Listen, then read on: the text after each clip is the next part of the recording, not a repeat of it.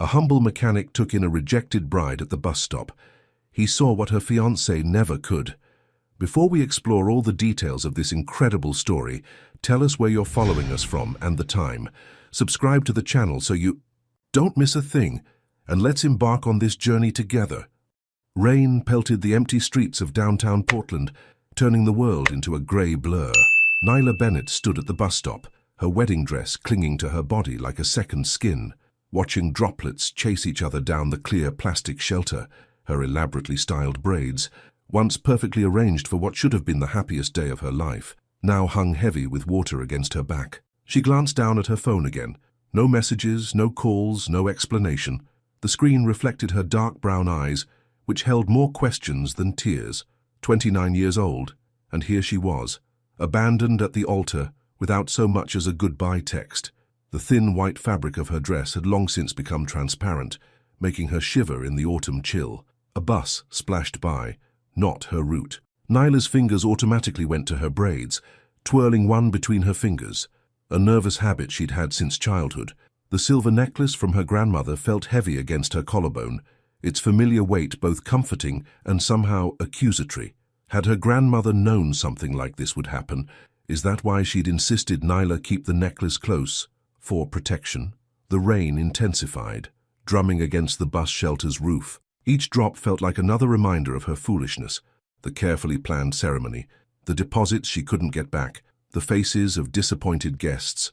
All of it swirled in her mind like leaves in a storm drain. Movement caught her eye as a large figure approached the shelter. She tensed, suddenly aware of how vulnerable she must look. A woman alone in a wedding dress, clearly in distress. But before she could decide whether to move away, a jacket settled over her shoulders, heavy and warm with the lingering body heat of its owner. "You looked cold," a deep voice said simply. Nyla looked up, way up, into grey-green eyes that held no pity, just quiet understanding. The stranger was built like a brick wall, his bald head and full beard giving him an intimidating appearance that was somehow softened by the gentleness in his expression. His plain white t-shirt was already getting soaked, the fabric clinging to broad shoulders that spoke of physical labor. Nyla started to protest, to hand the jacket back, but those steady eyes stopped her. There was something in them that made her feel seen, not as a victim or a spectacle, but as a person having a really rough day. "Thank you," she said instead, pulling the jacket closer. It smelled of motor oil and something else, maybe sandalwood. The scent was unexpectedly comforting. The man nodded, moving to stand at the other end of the shelter. He didn't try to make conversation or ask the obvious questions about why she was wearing a wedding dress in the rain. His silence felt like a gift. Minutes passed, marked only by the steady drumming of rain. Nyla found herself stealing glances at her quiet companion. His hands were large and calloused, and she noticed he had a habit of wiping them on his dark jeans even though they were clean. A tattoo peeked out from under his sleeve, something mechanical mixed with what looked like flowers, though she couldn't make out the full design. "Looks like your bus," he said suddenly, nodding toward the approaching vehicle. Nyla looked up, realizing she hadn't even thought about where she was going. Home wasn't an option, not with all the wedding gifts and congratulatory cards waiting there. Her apartment felt like a monument to her failed relationship, filled with their things and their plans. The bus pulled up, its brakes hissing in the rain. She hesitated, watching the doors open. "I don't actually know where I'm going." The man turned to face her fully then, considering her words. "I have a small room behind my garage," he said after a moment. Nothing fancy, but it's dry, private, and has its own entrance. You could stay there while you figure things out." Any other day, in any other circumstance, Nyla would have immediately rejected such an offer from a stranger. But something in those grey-green eyes made her pause. Maybe it was the complete lack of ulterior motive in his expression, or maybe it was just that she truly had nowhere else to go. "I don't even know your name," she said softly. "Lincoln Ward," he replied, offering his hand. It was a formal gesture that seemed at odds with offering shelter to a stranger, and that incongruity made Nyla's lips twitch in what felt like her first smile in hours. "Nyla Bennett," she said, taking his hand. His palm was warm despite the rain, the calluses rough against her skin. The bus driver cleared his throat impatiently. "Last chance," Lincoln said, releasing her hand. No pressure either way. Nyla looked at the bus, then back at Lincoln. The rational part of her brain was screaming about stranger danger and bad decisions, but her gut, and her grandmother had always said to trust her gut, told her something else entirely. "Is it far?" she asked. "So I'm about a 10-minute walk," he said, then added with just a hint of humor in his voice, "though those shoes might make it 20. Nyla looked down at her now ruined wedding heels and couldn't help but laugh, a small, broken sound that nonetheless felt like the first crack in the wall of shock she'd been hiding behind. "You can wait here," Lincoln continued. "I'll bring my truck around." The bus pulled away, leaving them alone in the shelter again. Lincoln stepped out into the rain, his white shirt immediately becoming transparent against his skin. Before he could walk away, Nyla called out, "Why?" she asked. "Why help me?" He turned back, the rain running down his face and beard. For a moment, she thought he wouldn't answer. Then he said, "Because 7 years ago, I was the one standing in the rain. Nobody stopped for me." He shrugged, a simple gesture that spoke volumes. "I'll be right back." Nyla watched him disappear into the downpour, her grandmother's necklace warm against her skin. For the first time since standing alone at the altar, she felt something other than despair. It wasn't hope, not exactly, but maybe it was the possibility of hope, and for now that was enough. She wrapped Lincoln's jacket tighter around her shoulders and waited, watching the rain turn the world into watercolors, wondering if sometimes the universe sent storms not to break us, but to wash us clean for a new beginning. The room behind Lincoln's garage wasn't what Nyla had expected. While small it had a certain charm that spoke of care and attention. A narrow bed tucked against one wall wore fresh linens in soft blue, and warm light spilled from a vintage lamp on a weathered bedside table. A compact dresser stood opposite, its surface sporting a few carefully chosen decorative items, a small potted succulent, a brass clock that ticked quietly, and a worn paperback book with a bookmark peeking from its pages. "My mother," Lincoln explained, noticing her attention on the thoughtful touches. "She keeps it ready for emergencies." He hesitated in the doorway, his large frame making the space feel smaller. "Though usually it's more for out-of-town clients needing a place to crash while their cars are being fixed." Nyla stood in the center of the room, still wearing her sodden wedding dress and Lincoln's jacket. Her fingers traced the silver necklace at her throat, taking in the small window with its crisp white curtains, the hook on the wall where a few empty hangers waited. "It's perfect," she said softly, meaning it. The room felt like a sanctuary, far removed from the chaos of her abandoned wedding, and the life she'd thought she was stepping into just hours ago.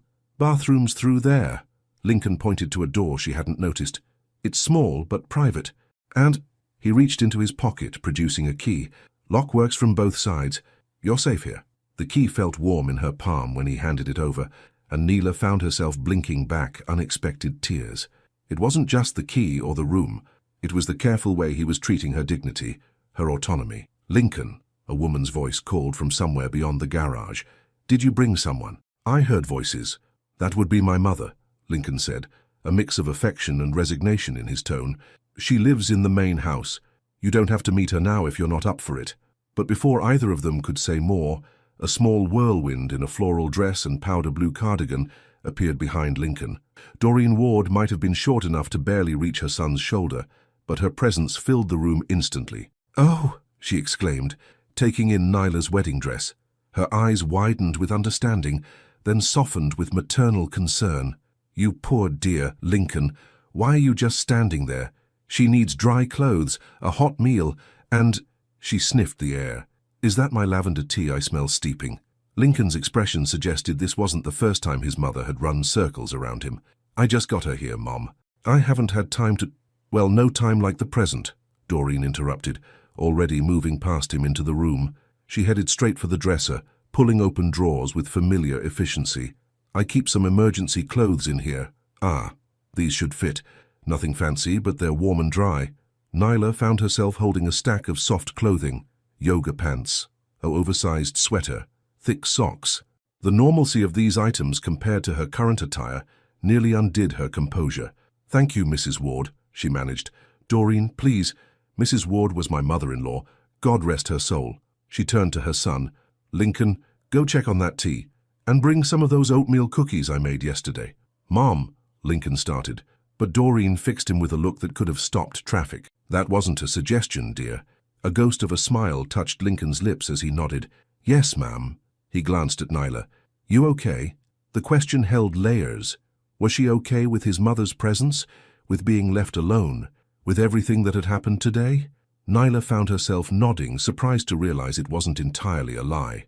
Once Lincoln left, Doreen's energetic presence softened. She sat on the edge of the bed, patting the space beside her. "Kay, come here, sweetheart." Nyla hesitated only a moment before sitting, the wedding dress crinkled stiff with dried rain. "My Harold," Doreen said quietly. "Lincoln's father. He left us when Lincoln was 16, packed his bags one Tuesday morning and drove off in his precious Camaro. No warning, no goodbye. Just a note saying he needed to find himself." She shook her head. "As if he'd misplaced himself behind the couch or something." Nyla's hands twisted in her lap. "I'm sorry." "Oh, don't be. Best thing that could have happened to us, though it took years to see it." Doreen reached over, her small hand covering Nyla's fidgeting ones. "What I'm trying to say is, sometimes the worst days of our lives turn out to be blessings in disguise. Though I admit, that's hard to see when you're wearing a wet wedding dress in a stranger's garage." A laugh bubbled up unexpectedly in Nyla's throat, part humor and part sob. Doreen squeezed her hands. "Now, you're going to change into these dry clothes. Then you're going to come to the house and have tea and cookies with me, while Lincoln pretends he's not hovering protectively in the background." She stood, smoothing her dress. "And tomorrow, well, tomorrow will take care of itself." After Doreen left, Nyla stood slowly. Her reflection in the bathroom mirror was a shock. Makeup streaked, braids disheveled, the wedding dress a sad, damp reminder of everything that had gone wrong. But her grandmother's necklace still gleamed, catching the light like a promise. She changed quickly, hanging the wedding dress on the empty hooks. In the soft clothes Doreen had provided, she felt more like herself, or at least like someone who might someday feel like herself again. When she emerged from the room, Lincoln was waiting. He'd changed too, into a fresh t-shirt and flannel, though his boots still bore marks from the rain. "Mom's pretty persistent," he said apologetically. "But if you're not up for company—" "Actually," Nyla interrupted gently, "tea sounds perfect." They walked together through the garage, a space that somehow managed to be both thoroughly professional and comfortably lived in. Tools hung in careful order on pegboards, but potted plants occupied sunny windowsills. A radio played softly from somewhere, classic rock barely audible over the continued patter of rain outside. "Your mother," Nyla said as they approached the main house.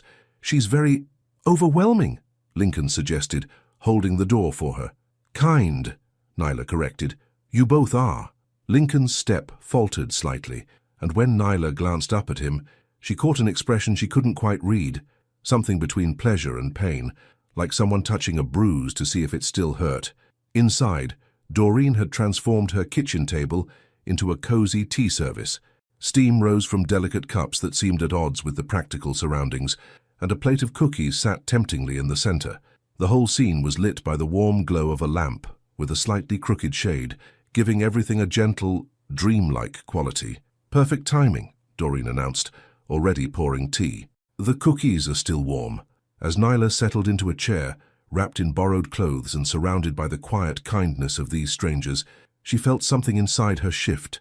The day's pain didn't disappear. It was too fresh, too deep for that. But here, in this unexpected shelter, it felt less like an ending and more like something else, something new. Lincoln sat across from her, his large hands making the teacup look almost comically small. When he caught her watching, he didn't look away. Instead, he offered another of those slight, careful smiles, the kind that said he understood broken things and knew sometimes they needed space to heal. Outside, the rain continued to fall, but its sound had changed. No longer an accompaniment to heartbreak, it now seemed to whisper of cleansing, of renewal, of the quiet miracle of finding sanctuary in the most unexpected places. Dawn crept through the small window of Nyla's room, painting the walls in soft amber light. She'd been awake for hours, watching shadows shift and change, listening to the early morning sounds of the garage coming to life, the quiet whir of doors opening, metal tools clinking against concrete, the low rumble of engines being brought inside for repair. It all formed a strange but soothing symphony. Her phone lay face down on the bedside table, untouched since yesterday. Dozens of missed calls and messages waited, but she couldn't bring herself to look at them yet. Instead, she sat cross-legged on the bed, still wearing Doreen's borrowed clothes, running her fingers over her grandmother's silver necklace. A gentle knock interrupted her thoughts. "Nyla," Doreen's voice carried through the door. "I've got coffee and breakfast if you're up." The smell of fresh coffee and something sweet wafted in, making Nyla's stomach growl in betrayal. She hadn't realized she was hungry until that moment. "Come in," she called, surprised by the steadiness in her voice. Doreen entered, balancing a tray laden with mugs and plates. "I hope you like cinnamon rolls. They're not as good as my mother's were, but they'll do in a pinch." She set the tray down on the dresser, then turned to study Nyla with knowing eyes. "Sleep much?" "Some," Nyla lied, accepting a steaming mug of coffee. The ceramic was warm against her palms, grounding her in the present moment. Doreen's tone made it clear she wasn't fooled. She settled into the room's only chair, smoothing her dress, another floral print, this time in shades of yellow and green. "You know, when Harold left, I spent 3 weeks sleeping in 10-minute increments, kept thinking I'd hear his car in the driveway, coming back to explain it was all a mistake." Nyla took a sip of coffee to hide her expression. It was perfect, just the right amount of cream and sugar, as if Doreen had known her preference without asking. "Did he come back? Oh yes, eventually. About 6 months later, full of apologies and promises." Doreen's eyes grew distant, but by then, Lincoln and I had learned to live without him. Sometimes that's the greatest gift someone can give you, the chance to discover who you are when they're gone. The words hit Nyla like a physical touch. She looked down at her coffee, watching ripples form in the dark liquid as her hands trembled slightly. "I keep thinking I should feel more destroyed. Isn't that what you're supposed to feel when someone leaves you at the altar?" "Sweetheart, there's no supposed to in healing. You feel what you feel." Doreen reached for the tray, passing Nyla a plate with a massive cinnamon roll, though in my experience, sugar helps with just about everything. The pastry was still warm, icing melting down its sides. Nyla took a bite and couldn't help the small sound of pleasure that escaped her. It was possibly the best thing she'd ever tasted. "The secret," Doreen said with a conspiratorial wink, "is cardamom. Just a pinch. Makes all the difference." They ate in comfortable silence for a few minutes, the only sounds being the distant clang of tools from the garage and the occasional sip of coffee.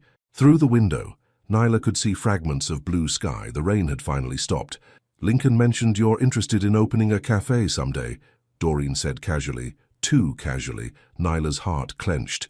He remembered that. "I barely mentioned it yesterday. My son notices more than people think. He just doesn't always show it." Doreen brushed a crumb from her dress. "You know, I've always wanted to start a cooking channel. Nothing fancy, just sharing family recipes, the kind of food that makes a house feel like home." "You should," Nyla said, meaning it. "These cinnamon rolls alone would get you a following." "Maybe," Doreen's eyes twinkled, "but I'd need someone to help with all the technical aspects. Filming, editing, that sort of thing. Lincoln tries, bless him, but technology isn't his strong suit. Unless it has an engine, of course." Before Nyla could respond, a deep voice called from outside, "Mom, have you seen my oh?" Lincoln appeared in the doorway, then stopped short. He was already dressed for work in dark jeans and a fitted black t-shirt that showed traces of motor oil despite being clearly fresh on. His eyes met Nyla's briefly, before skittering away. "Sorry, I didn't mean to interrupt." "Nonsense," Doreen said brightly. "So we were just discussing my future as a YouTube sensation. Come have a cinnamon roll." "Can't. Got the Anderson truck waiting." He shifted his weight, a subtle movement that drew Nyla's attention to the way he carried himself. Solid, steady, like someone used to being a foundation for others. "But I wanted to say, if you need anything from your apartment, I could drive you. Or if you want to send someone else to get things for you, that's fine too." The offer hung in the air like morning mist. Nyla found herself studying the way Lincoln's hands moved as he spoke, careful, deliberate gestures that seemed to want to say more than his words could manage. "I should probably get some clothes," she admitted. "And my laptop. I can't hide from reality forever." "You're not hiding," Lincoln said, his voice firmer than she'd heard it before. "You're regrouping. There's a difference." Something warm bloomed in Nyla's chest at his words. She looked up to find him watching her with those steady grey-green eyes, and for a moment, the world seemed to narrow to just this, the morning light, the smell of cinnamon and coffee, and the understanding in a stranger's gaze. "This afternoon," she suggested. "After you're done with the Anderson truck," Lincoln nodded, relief visible in the slight relaxation of his shoulders. "I'll be finished around 3. He turned to go, then paused. "Mum," My socket wrench set is on top of the dryer where you left it, Doreen finished, shaking her head fondly. Honestly, if his tools had legs, they'd walk away from him. A hint of color touched Lincoln's cheeks. Thanks, he muttered, disappearing back into the garage. Doreen waited until his footsteps faded, before turning back to Nyla with a knowing look. You know he cleaned out this room specially last night after you went to bed, spent 2 hours organizing everything, making sure it was perfect. She stood, gathering the empty plates. Lincoln's always been good at fixing broken things, but sometimes I think he forgets that not everything that's wounded needs to be fixed. Sometimes it just needs space to heal on its own. As if to emphasize her words, a shaft of sunlight broke through the window, landing directly on the small succulent on the dresser. Its leaves seemed to glow from within, green and vital and reaching toward the light. Nyla touched her grandmother's necklace again, feeling its familiar weight. For the first time since yesterday morning, when she'd stood alone in a church full of empty pews, she felt something like peace settling over her. Not happiness, not yet, but perhaps its distant cousin, the quiet certainty that even in the midst of chaos, some things remained solid, dependable, true, like the sound of tools in a garage, the smell of fresh cinnamon rolls, and the gentle understanding in grey-green eyes. The ride to Nyla's apartment was quiet, punctuated only by the soft rumble of Lincoln's truck engine and her occasional directions. She sat with her hands folded in her lap, watching familiar streets blur past the passenger window. Lincoln had cleaned up after work, but a faint trace of motor oil still clung to him, mixing with what she now recognized as his signature sandalwood scent. Left at the next light, she said, her voice slightly hoarse.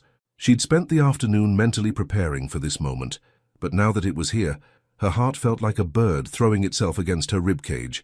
Lincoln made the turn, his movements precise and gentle despite the truck's size. His hands on the steering wheel were clean but weathered, and she noticed he'd trimmed his beard slightly since morning.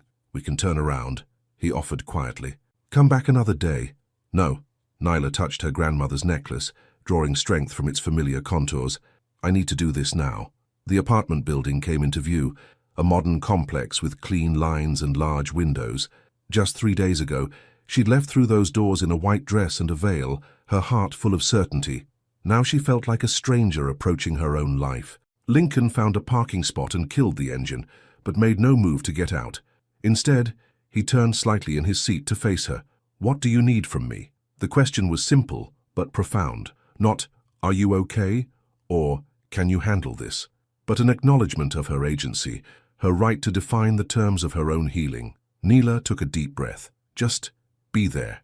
Don't let me get lost in it all. He nodded, understanding in his eyes. Together, they walked to the building's entrance. Nyla's hands shook slightly as she entered the code, but the door opened with the same familiar beep it always had. Somehow, that mundane consistency felt almost shocking. Shouldn't everything be different now? The elevator ride to the 4th floor was silent. Lincoln stood slightly behind her, a solid presence at her back. When the doors opened, Nyla led the way down the hallway, her borrowed sneakers silent on the carpet. At her door, she paused. Wedding gifts were still piled there, packages in cheerful wrapping paper, envelopes probably containing cards and checks. Someone, probably the building manager, had gathered them from where they'd been delivered over the past week. I can get those, Lincoln said softly. Say us after we're done inside? Nyla nodded gratefully and unlocked the door. The apartment smelled stale, like a space that had been closed up too long. Afternoon light slanted through the windows, illuminating dust motes dancing in the air. Everything was exactly as she'd left it. Dishes from her last breakfast still in the drying rack, her favorite throw blanket draped over the couch arm, a half-empty coffee cup on the side table, the ordinary debris of a life she'd thought she understood. Nice place, Lincoln commented, his deep voice somehow softening the apartment's emptiness. He remained near the door, giving her space to process. It was supposed to be our starter home, Nyla said, moving into the space. Her fingers trailed along the back of the couch. Until we could afford something bigger, something with a yard, maybe space for a garden. She laughed. But the sound held no humor. I even had paint samples picked out for when we got back from the honeymoon. She walked to the kitchen, opening drawers almost at random. The weight of everything she needed to sort through, both physically and emotionally, threatened to overwhelm her. Her gaze landed on a magnetic notepad on the fridge, still displaying a shopping list in 2 different handwritings. "Hey!" Lincoln's voice cut through her spiraling thoughts. She turned to find him still by the door, his presence somehow anchoring the spinning room. "One thing at a time. What do you need first?" Nyla took a shaky breath. "Clothes? I should get clothes. Lead the way." The bedroom was worse. The bed was still made with her favorite grey duvet, but now it seemed to mock her with its domestic comfort.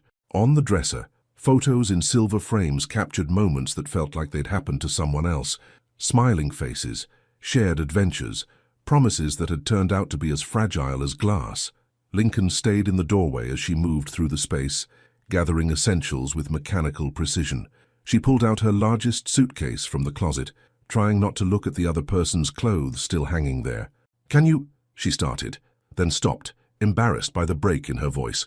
"Whatever you need," Lincoln said simply. "The photos. Could you turn them face down? I can't look at them right now." He moved with surprising grace for such a large man, carefully turning each frame so the images disappeared. His hands were gentle, treating her memories with respect, even as he helped her hide from them. As she packed, Nyla found herself talking, words spilling out like water from a cracked vessel. "I keep wondering if there were signs, things I should have seen. We were together for 3 years. How do you share a life with someone for 3 years and not know they're capable of this?" Lincoln was quiet for a long moment, then said, "Sometimes people don't show you who they really are until they're leaving." Something in his tone made Nyla pause in her packing. She looked up to find him staring at one of the face-down frames, his expression distant. "Your father?" "And someone else." Later, he met her eyes. "But they taught me something important. Sometimes the worst things people do to us end up setting us free. We just can't see it at the time." Nyla sat heavily on the edge of the bed, a handful of clothes still clutched to her chest. I thought I knew what my life was going to be. And now you get to choose again," Lincoln finished softly. "It hurts like hell, but it's also a gift, even if it doesn't feel that way yet." A sob caught in Nyla's throat, surprising her. She hadn't cried, not really, not since that first moment at the church, but something about Lincoln's words, about the quiet understanding in his voice, broke something loose inside her. Without hesitation, Lincoln crossed the room and sat beside her, careful to leave space between them. He didn't try to touch her or offer empty comfort. He just sat there, solid and present, while she finally let herself feel the full weight of her loss. The tears didn't last long. They weren't the desperate sobs she'd expected, but something quieter, more cleansing. When they passed, she felt lighter, as if something calcified inside her had finally begun to dissolve. "Thank you," she whispered, not looking at him, "for being here, for understanding." "Always," he replied, the word holding more weight than its single syllable should allow. They finished packing in comfortable silence. Clothes, toiletries, her laptop and chargers, a few books she couldn't bear to leave behind, her grandmother's recipe box, which had been a wedding shower gift, a small potted plant that Lincoln carefully wrapped in newspaper. The wedding gifts remained untouched by the door. "I'll deal with those another day," Nyla decided. "Return them or something." As they left, she paused for one last look at the apartment. In the late afternoon light, it looked smaller somehow, less like a dream home and more like what it was, a way station, a chapter ending, a skin being shed. In the truck, Lincoln waited until she'd buckled her seatbelt before starting the engine. "You okay?" Nyla considered the question seriously. "No," she said finally, "but I think maybe I will be." He nodded, understanding everything she wasn't saying. As they pulled away from the curb, Nyla didn't look back. Instead, she watched Lincoln's profile, the way he handled the truck with such care, the slight furrow of concentration between his brows. "Lincoln, would your mom teach me how to make those cinnamon rolls?" A smile touched the corner of his mouth, visible through his beard. Nothing would make her happier. The rest of the drive passed in comfortable quiet, broken only by the soft sounds of the radio and the steady rhythm of the engine. Nyla found herself relaxing into the passenger seat, watching the city scroll past. Each block put more distance between her and the life she'd planned, but somehow it felt less like running away and more like moving forward. Maybe, she thought, touching her grandmother's necklace. That was the difference that mattered most. Steam rose from the bowl of dough as Nyla lifted the towel, filling Doreen's kitchen with the yeasty scent of possibility. A week had passed since her visit to the apartment, and each day had settled into a rhythm as natural as breathing. Mornings began with coffee and whatever Doreen was baking, afternoons filled with the steady sounds of Lincoln working in the garage, and evenings spent in quiet company or peaceful solitude. "Perfect, Rise?" Doreen declared, peering over Nyla's shoulder. She wore an apron decorated with faded sunflowers, a light dusting of flour already marking its fabric. "So you've got the touch, dear. Some people fight the dough, but you understand it needs gentleness." Nyla smiled, punching down the dough with careful fingers. The tactile sensation grounded her, connecting her to memories of watching her grandmother in the kitchen. "My gran always said baking was like love. You can't rush it and you can't fake it." "Smart woman," Doreen nodded, moving to check the oven temperature. "She's the one who gave you that necklace, isn't she?" "Yes." Nyla touched the silver chain with a flour-dusted hand. "She always told me it would protect me when I needed it most. I used to think she meant physically, but now—" "Sometimes protection means guiding us to where we need to be," Doreen said softly. Through the kitchen window, they could see Lincoln working on an old Chevrolet, his movements precise and focused. "Even if it's not where we thought we were going." The dough was smooth under Nyla's hands as she began shaping it into rolls. She'd learned quickly that Doreen's kitchen was a place where conversation flowed as naturally as the ingredients they mixed. "I finally looked at my phone yesterday," she admitted. "Read the messages." Doreen stilled, her hands hovering over the cinnamon-sugar mixture she'd been preparing. "And," he said. Nyla took a steadying breath. "Yeah, he said he realized he was doing it for the wrong reasons, that he cared about me but wasn't in love with me, that he didn't want to trap us both in something that wasn't real." "Humph." Doreen's sound managed to convey volumes of disapproval. "And he couldn't figure this out before you bought a dress and invited 200 people to witness your forever." "Apparently not." Nyla's laugh held more weariness than bitterness. "The strange thing is, reading his messages, I felt almost nothing, like I was reading about someone else's life. Is that wrong?" "Wrong?" Doreen sprinkled cinnamon over the rolled-out dough with perhaps more force than necessary. "Sweetheart, the only wrong thing in this situation is a man too cowardly to face his own truth until it was almost too late. Though," she added with a slight smile, "perhaps we should be grateful for his timing. Better at the altar than after." Through the window, Lincoln had moved to help a customer, an elderly woman peering worriedly at her car's engine. Even from this distance, Nyla could see the gentleness in his movements, the way he listened intently to the woman's concerns, his head tilted in that characteristic way of his. "He's good with them," Doreen said, following Nyla's gaze. "The customers, especially the ones who come in scared or embarrassed about not knowing what's wrong, Lincoln has a way of making them feel safe." The word echoed in Nyla's chest. Safe, yes. That was exactly what she'd felt that first day in the rain, when a stranger's jacket had settled over her shoulders. "Mom?" Lincoln's voice carried from the garage. "Got a minute?" "Coming!" Doreen called back. She turned to Nyla with a knowing look. "Watch these rolls. They'll tell you when they're ready if you listen carefully enough." With that cryptic advice, she headed out to the garage. Alone in the kitchen, Nyla continued her careful preparation of the cinnamon rolls. Through the open window, she could hear fragments of conversation. The elderly customer's worried tone, Lincoln's deep, reassuring responses, Doreen's practical suggestions. The domestic normalcy of it all made her throat tight, with an emotion she couldn't quite name. Her phone lay face down on the counter, silent now that she'd responded to the most pressing messages. She'd asked for space, time to think, to heal. Most people had respected that. The wedding gifts had been returned, the appointments cancelled, the expectations dismantled one phone call at a time. The rolls were nearly ready for their second rise when Lincoln appeared in the doorway, wiping his hands on a shop rag. "Something smells amazing." "Your mother's recipe," Nyla said, tucking the last roll into place. "Though I think I'm still a few hundred attempts away from matching her skill." "Doubt that." He moved closer, studying the perfectly aligned rolls with appreciation. "You've got her touch." The praise warmed her unexpectedly. "How's your customer?" "Mrs. Sullivan, just a loose belt. Fixed it up, no charge." He shrugged at her questioning look. "She brings us cookies every Christmas. Best snickerdoodles in Portland." Nyla found herself smiling at this glimpse into the community he'd built, the web of relationships that went beyond simple business transactions. "And you have a good heart, Lincoln Ward." He ducked his head slightly, a gesture she was beginning to recognize as his response to direct compliments. "Just doing what needs doing." His eyes met hers briefly before sliding away. "Speaking of which, There's something I wanted to ask you. Oh, there's this coffee shop that's closing down across town. Owner's retiring. He wiped his hands again, though they were already clean.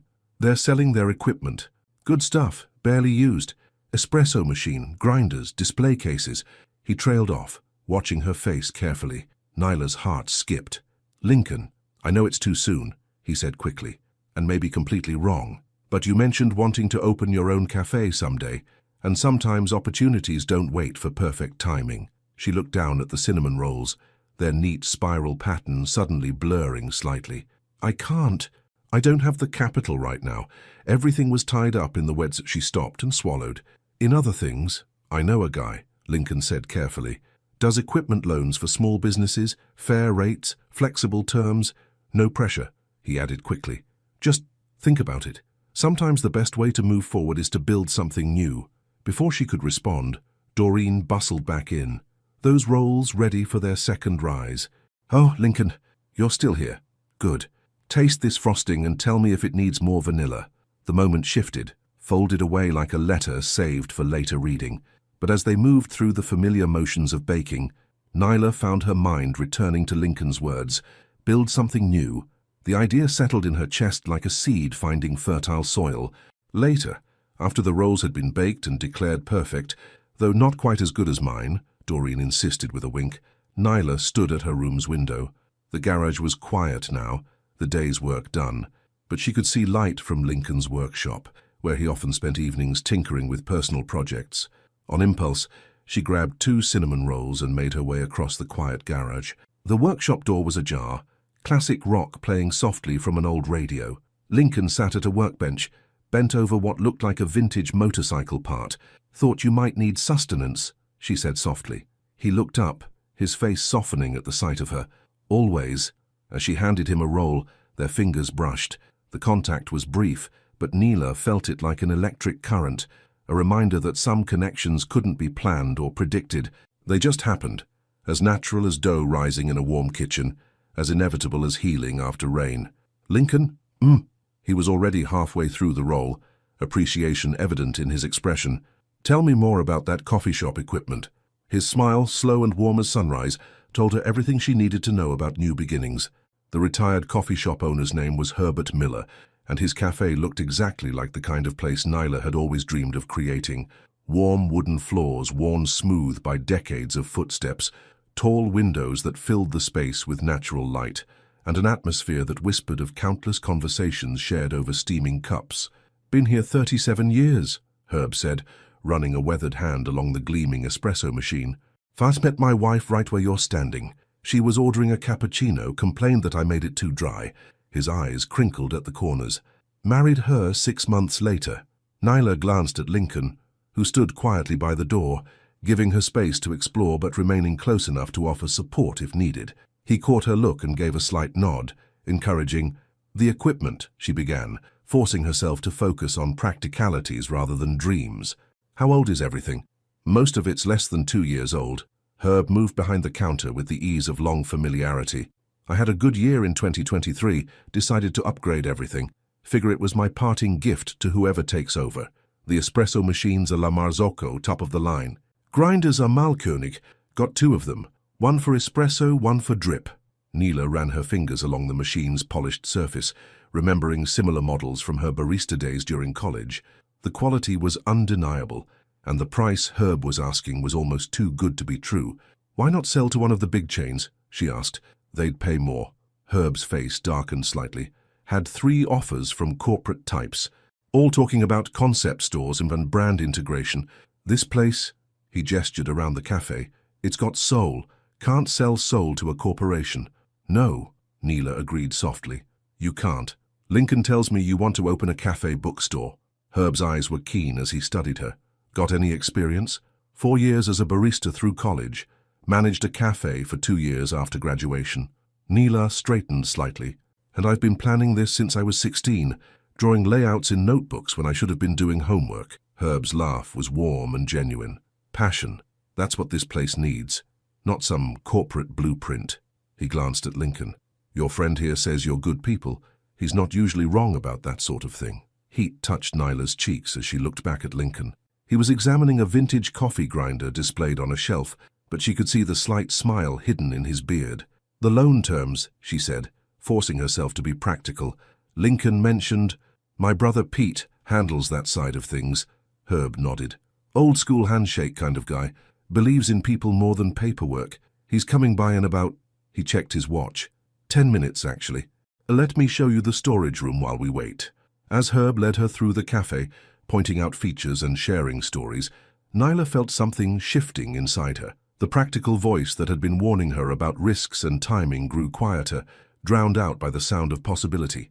The storage room was a revelation, clean, organized, with enough space for both inventory and a small office. "Previous owner built these shelves," Herb explained, tapping the solid wood.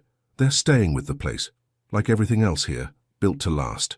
A noise from the front of the cafe announced Pete's arrival. Unlike his brother's weathered softness, Pete Miller was all sharp angles and business attire, but his handshake was warm and his eyes were kind. "So," Pete said, settling into one of the cafe's chairs, "Lincoln says you're looking to build something special here." The next hour passed in a blur of numbers and terms, but nothing felt overwhelming. Pete explained everything clearly, answering questions before Neela could even form them. The loan terms were more than fair, better than she'd dared hope. "There's just one thing," Pete said finally, looking between Nyla and Lincoln. "Need someone to co-sign. Just a formality, really, but—" "I'll do it," Lincoln said quietly. It was the first time he'd spoken since they'd arrived. Nyla turned to him sharply. "Lincoln, no. That's too much risk for you." "Not really." He shrugged, but his eyes were serious when they met hers. "I own the garage outright, property values in Portland being what they are. The bank's pretty happy with me. Besides," his mouth quirked slightly, "where else am I going to get decent coffee in the neighborhood?" "He's got a point about the coffee," Herb chimed in. "Lincoln's been complaining about the new place down the street for months. Says their espresso tastes like battery acid." "That's because it does," Lincoln muttered. Nyla looked around the cafe, at the warm wood and welcoming space, at Herb's proud stance behind his beloved equipment, at Pete's patient smile as he waited for her decision. Finally, her gaze returned to Lincoln, solid and steady as always. "Why?" she asked softly. "Why do this for me?" His answer was simple. "Because you do it right. Because it matters to you. And because—" He paused, choosing his words carefully. "Sometimes people need someone to believe in them until they remember how to believe in themselves." The weight of her grandmother's necklace seemed to grow warmer against her skin. Nyla took a deep breath, feeling the rightness of the moment settle into her bones. "Okay," she said, "let's do this." The paperwork didn't take long. Pete's old-school approach meant less red tape, more trust. As they finished signing, Herb disappeared into the back, returning with a set of keys on an old brass ring. "Almost forgot," he said, pressing them into Nyla's hand. "Place is yours starting next month. That gives you time to plan, and me time to say goodbye properly."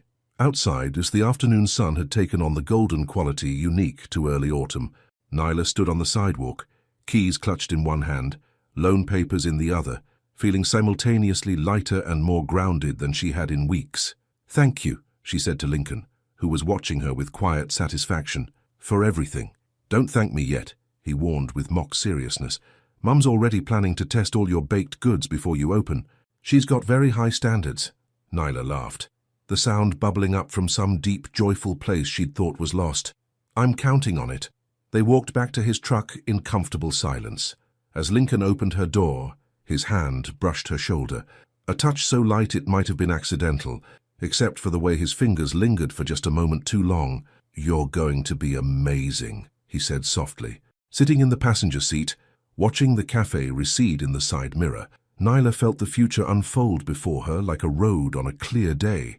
Not the future she'd planned, but maybe something better, something built with her own hands, shaped by her own dreams, supported by people who believed in the power of new beginnings. The keys pressed against her palm, their edges sharp and real. In her mind, she could already hear the hiss of the espresso machine, smell the mingled aromas of coffee and fresh-baked pastries, see sunshine streaming through those tall windows onto shelves of carefully chosen books. "Yes," she whispered to herself, touching her grandmother's necklace. "I think I will be." The notebook was old, its leather cover worn soft with use. Nyla found it while helping Lincoln organize his workshop, tucked behind a stack of repair manuals. It fell open naturally to a page filled with neat handwriting, the words arranged in careful stanzas. "What's this?" she asked, then caught herself as Lincoln turned sharply. "Sorry, I shouldn't—" "No, it's—" He moved quickly to her side, his usual grace momentarily forgotten. "It's nothing, just—" But Nyla had already seen enough to recognize what she held. "You write poetry." The tips of his ears reddened above his beard. He reached for the notebook, then let his hand fall as if unsure whether to take it or let her keep reading. Used to, a long time ago. They were in his workshop on a Sunday afternoon, the garage quiet except for the distant sound of Doreen humming in her garden. 3 weeks had passed since the coffee shop purchase, and Neela had been spending her free time planning the cafe's transformation. But today, Lincoln had asked for help organizing his space, and she jumped at the chance to repay some of his kindness. "May I?" she asked softly, holding up the notebook. He hesitated, then nodded, turning back to the shelves he'd been sorting. But she noticed he kept glancing her way as she settled onto his workbench, the notebook open in her lap. The poetry was beautiful, raw and honest, full of imagery about engines and stars, about hands that fix broken things, about silence and the words that hide within it. One poem in particular caught her eye, dated 7 years ago. "In the rain, I stand, watching headlights fade like dying stars. You took the universe with you when you left, but somehow the sun still rises, and my hands still know how to rebuild what breaks." "Lincoln," she breathed, understanding washing over her. "This was when—" "Yeah." He set down the wrench he'd been pretending to examine. "After she left, writing helped, somehow, made the silence less empty." Nyla touched the words on the page, feeling the slight indentations where his pen had pressed into the paper. "These are beautiful." He shrugged, but she could see the tension in his shoulders. "Like I said, it was a long time ago. Do you still write?" "Sometimes, when the words need somewhere to go." He finally turned to face her fully. "Haven't needed to as much lately." The implication hung in the air between them, delicate as a soap bubble. Nyla felt her heart skip, then steady itself. "Show me," she asked, holding out the notebook. Lincoln's hesitation was briefer this time. He took the notebook, turned to a blank page, and began to write. His handwriting was measured, deliberate, like everything else about him. When he finished, he passed it back without meeting her eyes. The poem was short, just a few lines. "In my father's garage, I learned to fix engines, but no one taught me how to repair a heart until yours showed me that some things heal, simply by being held." In gentle hands, Nyla looked up to find Lincoln watching her, vulnerability raw in his eyes. Before either could speak, Doreen's voice carried from the house. "You two planning to eat today? These lunch sandwiches won't make themselves—" The moment stretched, then softened. Lincoln cleared his throat. "We should." "Yeah," Nyla agreed, but she didn't move immediately. Instead, she carefully tore the page from the notebook, folded it, and tucked it into her pocket. "For the cafe's poetry wall," his eyebrows rose. "Poetry wall. Every good bookstore cafe needs one." She stood, smoothing her jeans. "And I just found my first piece." Later, after lunch had been eaten and Doreen had extracted promises from both of them to help her film her first cooking video the next day, Nyla sat in her room looking at floor plans. The cafe's renovation would start soon, and every detail needed to be perfect. A knock at her door pulled her from measurements and material choices. "Come in." Lincoln entered, holding something wrapped in brown paper. "Found this while finishing the organizing. Thought you might want it for the cafe." Curious, Nyla unwrapped the package. Inside was a vintage frame, its wood dark with age but beautifully maintained. "It's perfect," she said, already imagining his poem displayed within it. "There's more in the garage attic," he said. "Old frames, some furniture that could work for your reading nooks. Mum's been collecting stuff for years, says she was saving it for the right purpose." Nyla smiled, recognizing Doreen's particular brand of foresight. "She never misses a trick, does she?" "Never." Lincoln shifted, then pulled something else from behind his back. "The poetry notebook. I thought, maybe you'd like to look through it, for the wall, if you want." The trust implicit in the gesture made Nyla's throat tight. "Are you sure?" "Yeah." He set the notebook beside her floor plans. "Just don't laugh at the really old ones. I was young and thought I was very deep. I would never." She caught his hand before he could withdraw it completely. "Thank you, Lincoln, for trusting me with your words." His fingers curled around hers briefly. Thank you for making them matter again. That evening, after Lincoln had retired to his apartment above the garage and Doreen had gone to bed, Nyla sat cross-legged on her bed, reading his poetry. Each piece was like a window into his heart, showing her the layers of the quiet man who had become so essential to her world. Some poems made her laugh softly, early attempts full of dramatic metaphors about carburetors and cosmic justice. Others brought tears to her eyes, raw confessions of loneliness, of feeling not quite enough, of learning to find beauty in broken things. But it was the newest ones that made her breath catch. Poems about rain and wedding dresses, about strength found in unlikely places, about hearts learning to trust again, about her, she realized, though she was never named.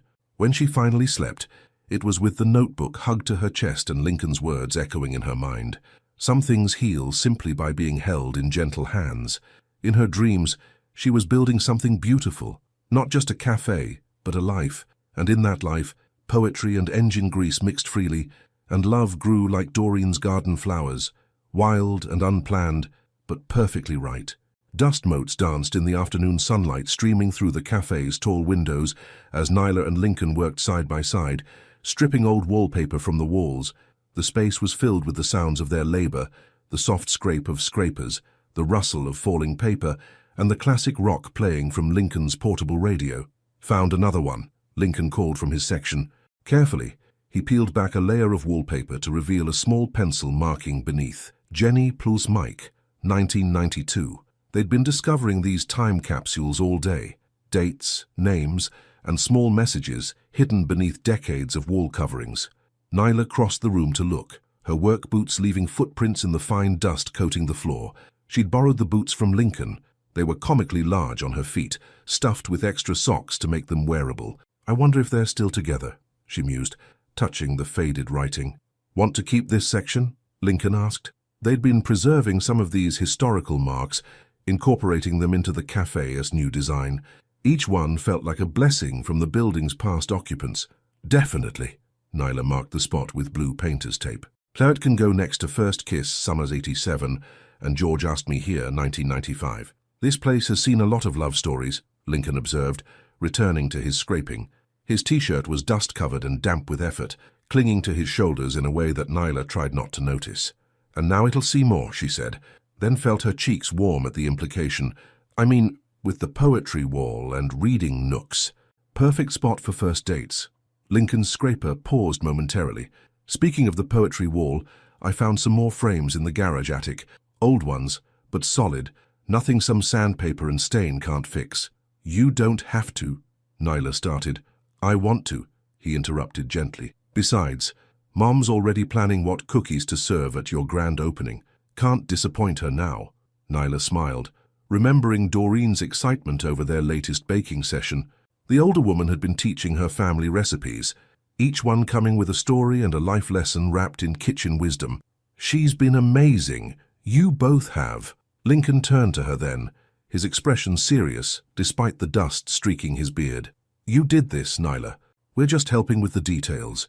Still, she gestured around the space, at the careful preparations for painting, the plans laid out on a makeshift table, the stack of cleaned vintage frames waiting for poetry. I couldn't have done this alone. No one should have to do important things alone. The words hung in the air between them, weighted with meaning. Nyla found herself studying Lincoln's face, the kindness in his grey-green eyes, the slight uncertainty in his expression, the way he looked at her like she was something precious and strong all at once. A crash from the front of the cafe shattered the moment. They rushed to find Doreen in the doorway, a dropped box of cleaning supplies at her feet. "Oh!" she exclaimed, flustered. "Don't mind me. I just brought some extra rags and—" She looked between them, taking in their proximity and the tension in the air. "I'll come back later, much later. Take your time." "Mom," Lincoln started, but she was already gone, leaving the box behind. Nyla couldn't help but laugh. She's not exactly subtle, is she? Never has been. Lincoln knelt to gather the scattered supplies, a smile playing at the corners of his mouth. "Says life's too short for beating around the bush." Smart woman. Nyla joined him on the floor, helping to collect wayward sponges and bottles. Their hands met, reaching for the same rag, and neither pulled away immediately. "Nyla," Lincoln said softly, his hand warm against hers. The timer on Nyla's phone chimed loudly, making them both jump. "The primer?" she gasped, scrambling to her feet. "It needs to be stirred." The moment broke, but something lingered, a charge in the air, a sense of words waiting to be said. They worked through the afternoon, moving around each other in a dance of almost touches and shared glances. As the sun began to set, casting long shadows through the windows, they stood back to survey their progress. The walls were ready for their new beginning, smooth and clean. Lincoln's frames were arranged along one wall, waiting to cradle poetry and dreams. "It's really happening," Nyla said softly, more to herself than to Lincoln. "Did you doubt it would?" She considered the questions seriously. "A month ago, yes. But now," she touched her grandmother's necklace, a habit that had become more about grounding than grief. "Now I can see it all so clearly. The bookshelves there, reading nooks in the corners, the poetry wall becoming a living thing as people add their own stories. And you at the center of it all," Lincoln added quietly, "making it home for everyone who walks in." Nyla turned to him, struck by the certainty in his voice. "You really believe in this, don't you?" "In me, more than you know." He stepped closer, reaching out to brush a streak of dust from her cheek. His touch was feather-light, but Nyla felt it like electricity. "Nyla, The street lamp outside flickered to life, its sudden illumination making them both blink. Lincoln's hand dropped, but he didn't step away. "We should clean up," he said, his voice rougher than usual. "Early start tomorrow." "Right," Nyla nodded, trying to ignore the way her skin still tingled where he'd touched her. "The painting crew comes at 8. They gathered their tools in comfortable silence, each lost in their own thoughts. As they loaded the last items into Lincoln's truck, the evening air cool against their dust-covered skin, Nyla caught him watching her with an expression that made her heart flutter. "What?" she asked. "Nothing." He smiled, soft and genuine. "That's just thinking about how some people come into our lives at exactly the right moment, even if it doesn't seem like it at the time." Nyla thought about rain and wedding dresses, about poetry hidden in notebooks, about the way healing sometimes looked like stripping away old layers to find the beauty beneath. "Yes," she said simply, holding his gaze. "They do." The drive home was quiet, but the silence held possibilities as vast as the darkening sky above them. In her mind, Nyla added another mark to her mental wall of love stories. Two hearts learning to trust again, autumn 2025. The cafe was silent at midnight, moonlight spilling through the tall windows onto newly finished floors. Nyla sat alone at what would soon be the main counter, surrounded by the fruits of 2 months' labor. Tomorrow was the grand opening, but tonight the space belonged only to her and her thoughts. Fresh paint gleamed on the walls, the color a warm cream that seemed to glow in the darkness. Bookshelves lined the walls, already filled with carefully curated volumes. The poetry wall was complete, featuring a mix of local artists' work and pieces from Lincoln's notebook, each one framed in the vintage frames he'd restored by hand. Her fingers traced the smooth wood of the counter, another of Lincoln's contributions. He'd built it himself, working late into the night after finishing his regular garage work. The care he'd put into every detail was visible in the perfect joints, the subtle inlay of darker wood, creating a pattern like flowing water. The sound of the back door opening made her start. "Hello? Just me?" Lincoln's deep voice carried from the darkness. He emerged into the moonlight, still wearing his work clothes. "Saw the light on from the garage. Thought you might be here." "I couldn't sleep," Nyla admitted. "Too many thoughts." He nodded, understanding without needing explanation. "Want company?" "Always."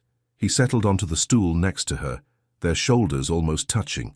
The space between them felt charged with possibility, like the air before a storm. "Having second thoughts?" he asked softly.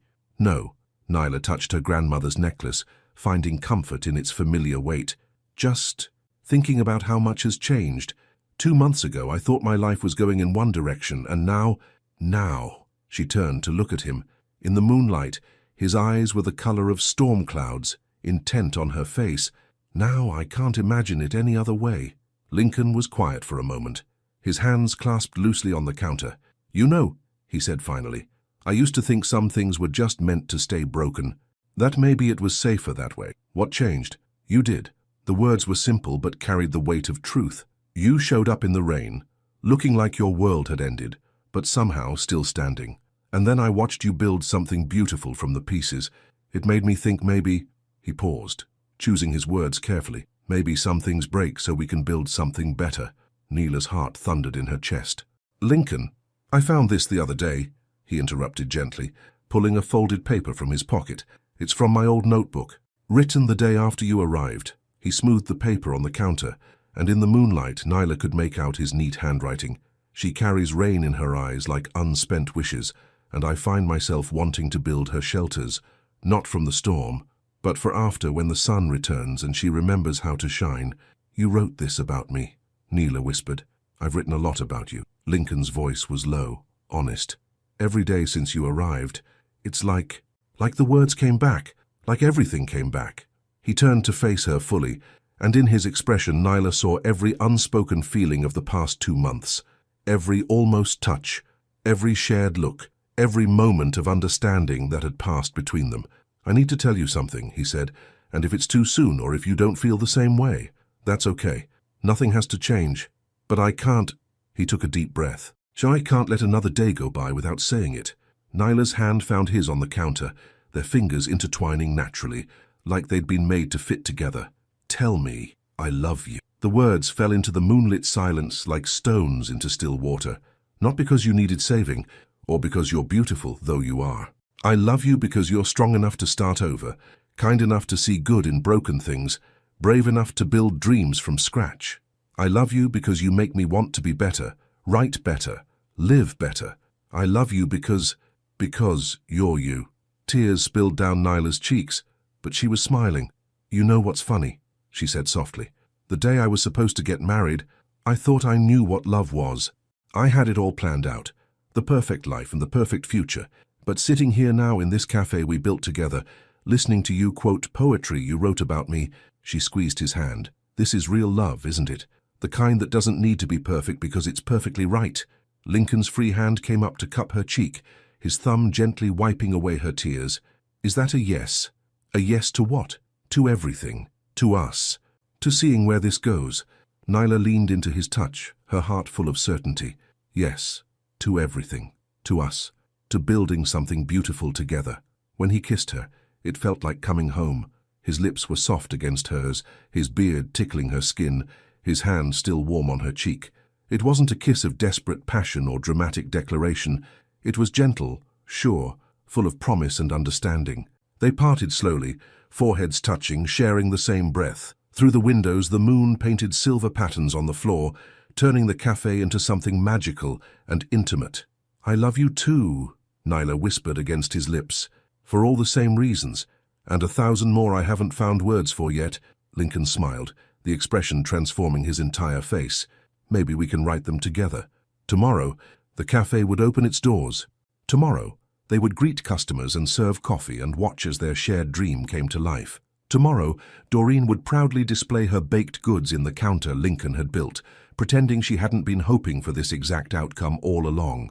But tonight belonged to them, to moonlight and poetry, to hands finding each other in the dark, to hearts learning that sometimes the best love stories don't go according to plan. Sometimes they arrive in the rain, take root in unexpected places, and bloom into something far more beautiful than anything they could have imagined. Morning light streamed through the cafe's windows, catching the steam rising from the espresso machine. As Nyla pulled her first official shot, the rich aroma filled the space, mixing with the scent of Doreen's freshly baked pastries. In 10 minutes, Chapter and Verse would open its doors to the public. "In perfect creamer," Lincoln observed, watching from behind the counter. He'd traded his usual work clothes for dark jeans and a crisp button-down, though Neela had caught him unconsciously checking his hands for engine grease at least 3 times this morning. "It should be," she smiled, sliding the espresso over to him. "I've been practicing for weeks." She didn't mention that most of those practice shots had been shared over quiet moments in his workshop, both of them taste-testing until they'd found the perfect roast and grind. "Now remember," Doreen called from where she was arranging pastries in the display case, "these cinnamon rolls need to be warmed exactly 45 seconds, not a moment more." She stood back to survey her work, adjusting a scone's position by millimeters. "And don't let anyone leave without trying the lavender shortbread. It's your grandmother's recipe, after all." Neela touched her silver necklace, warmed by the mention of her grandmother. She'd spent hours with Doreen in the kitchen, transcribing family recipes, learning the subtle tricks that made them special. Each pastry in the case represented a piece of history, a thread of love passed down through generations. The poetry wall gleamed in the morning light, each frame holding carefully chosen words. Lincoln's poems were scattered among them, unsigned but recognizable to those who knew where to look. The wall's centerpiece was the poem he'd written the night after they met, beautifully calligraphed and framed in the most ornate of the vintage frames. 5 minutes, Lincoln said softly, coming around the counter to stand beside her. His hand found hers naturally, their fingers intertwining. Having any doubts? Neela looked around the space they'd created together. Bookshelves lined the walls, carefully curated volumes arranged by genre and feeling rather than strict alphabetical order. Comfortable reading nooks invited lingering, each one unique, some with plush chairs perfect for losing oneself in a novel, others with small tables ideal for quiet conversation or writing. The main counter, Lincoln's masterpiece, anchored the space like the heart of a home. Behind it, the gleaming espresso machine waited to serve its first customer. Even the old messages they'd discovered during renovation had been preserved, protected under clear lacquer, their love stories becoming part of the cafe's own story. "No doubts," she said firmly. "This is exactly where I'm supposed to be." A small crowd had gathered outside, neighbors, curious passers-by, and familiar faces from the community. Mrs. Sullivan from the garage was there, clutching what looked suspiciously like a tin of her famous snickerdoodles. Herb Miller stood front and center, beaming with pride as if he were witnessing his own child's graduation. "Ready?" Lincoln asked, pressing a kiss to her temple. "Wait," Doreen hurried over, her camera in hand. "First day picture, for my channel." Nyla laughed. Doreen's cooking channel had taken off unexpectedly, her natural charm and genuine passion for sharing family recipes drawing a devoted following. The cafe's renovation had featured prominently in her recent videos, each one ending with promises of future episodes filmed in the new space. They posed behind the counter, Nyla in the center, Lincoln's arm around her waist, Doreen squeezing in on her other side. Family, Nyla realized, not the one she'd planned for, but the one she'd found when she needed it most. "Perfect," Doreen declared, checking the photo. "Now go on, open those doors. Can't keep your public waiting." Nyla took a deep breath and walked to the entrance. Through the glass, she could see the morning sun catching on her grandmother's necklace, casting tiny rainbows on the floor. It felt like a blessing. The bell chimed as she turned the key, its clear tone ringing through the quiet space. "Welcome to Chapter and Verse," she said, opening the doors wide. The next hours passed in a blur of activity.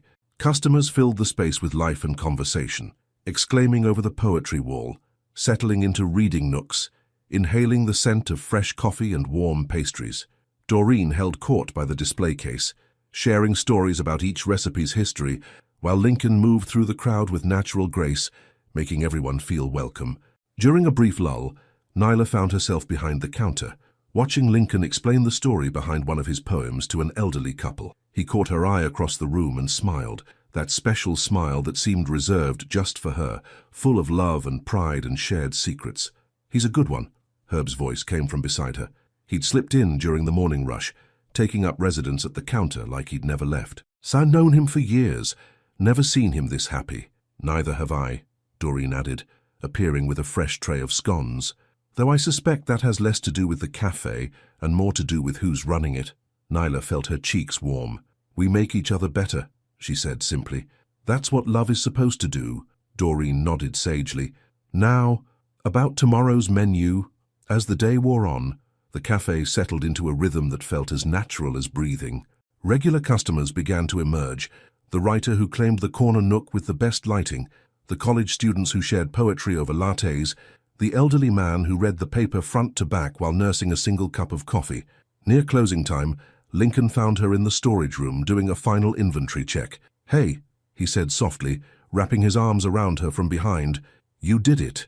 "We did it," she corrected, leaning back against his chest. "I couldn't have done any of this without you." "Sure you could have." He pressed a kiss to her neck just above her grandmother's necklace. "But I'm glad you didn't have to." They stood there for a moment, holding each other in the quiet. Through the door they could hear Doreen chatting with the last customers of the day, her laugh mixing with the hiss of the espresso machine and the gentle murmur of conversations. "You know," Lincoln said thoughtfully. "I've been thinking about that day in the rain, how sometimes the worst moments can lead us exactly where we need to be." Nyla turned in his arms to face him, like being left at the altar and finding true love in a mechanic's garage. "Like that," he smiled, touching her cheek gently. "Though personally, I think love found me when a woman in a wedding dress trusted me enough to let me help her rebuild her dreams." "Our dreams now," she corrected, rising on tiptoe to kiss him softly. Later, after the last customer had left and the final dishes were washed, they stood together in the doorway of chapter and verse. The setting sun painted the sky in shades of pink and gold, casting long shadows through the windows. "Ready to go home?" Lincoln asked, his keys jingling in his hand. Nyla looked around the cafe one last time, at the poetry wall that held their story, at the counter built with love, at all the spaces waiting to hold new beginnings for others. Then she looked at Lincoln, at the future shining in his eyes, and knew that home wasn't just a place anymore. "I am home," she said, taking his hand, "right where I'm supposed to be." Outside, the first stars were appearing in the darkening sky. Inside, the cafe held the warmth of the day's memories, the echo of laughter and conversation, the promise of more stories waiting to be written, and in between there was love, as simple as coffee in the morning, as complex as poetry in moonlight, as real as two hearts finding their way home together. The bell above chapter and verse's door chimed as Nyla unlocked it, just as it had every morning for the past year. Early autumn sunlight streamed through the windows, catching on her grandmother's necklace and the simple rose gold band that now accompanied it on its chain. She smiled, remembering Lincoln's proposal 2 months ago. Not a grand gesture, but a quiet moment in his workshop, where he'd presented the ring nestled in a handmade wooden box, along with a poem that now held pride of place on their ever-growing poetry wall. "Testing the new blend," Lincoln's voice carried from the back entrance, where he was helping Doreen with her filming equipment. Her cooking channel had exploded in popularity, with chapter and verse becoming a regular filming location for her weekly baking segments. Of course, Nyla started the espresso machine, its familiar hum filling the space. Can't disappoint the morning regulars. The cafe had become exactly what she'd dreamed, a sanctuary of books, coffee and community. The poetry wall now spread across 2 surfaces, filled with local works and customer contributions. Several publishing deals had even originated from connections made over coffee and Doreen's pastries. Lincoln crossed the room to kiss her good morning, his hands clean but still bearing the honest calluses of his work. The garage was thriving too, with a reputation for both excellent service and the best coffee in Portland while you waited. "Happy anniversary," he murmured against her hair. "To the cafe or to us?" "Both." He smiled that smile that still made her heart skip. 1 year since we opened these doors. 1 year since that midnight conversation that changed everything. Doreen emerged from the kitchen, wearing one of her signature floral dresses and carrying a tray of experimental pastries. "Less romance, more taste testing, you two.